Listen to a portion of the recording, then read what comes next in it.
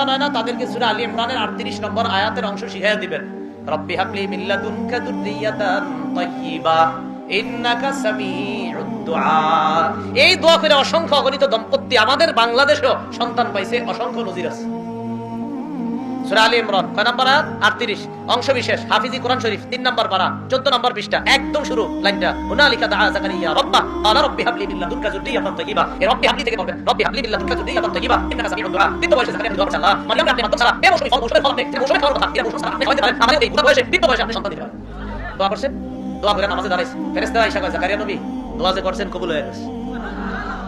যাদের সন্তান হয় না এদেরকে বলবেন এই দোয়াটা করতে, স্বামী স্ত্রী দুইজন নীরবে নিবৃতে তাহাজ্জুদে আল্লাহর কাছে কাঁদবে আর বলবে, আল্লাহ এই দোয়া করে জাকারিয়া নবী বৃদ্ধ বয়সে সন্তান পাইছে, আমাদের বিয়ে হয়েছে 10 বছর 15 বছর, মাবুদ গো মেহেরবানি করে এই দোয়াটা জাকারিয়া নবী করছে, আপনি সন্তান দিয়েছেন, আজকে আমিও করতেছি, আমার স্বামী করতেছে, আল্লাহ আমাদেরকে একটা সন্তান দান করুন।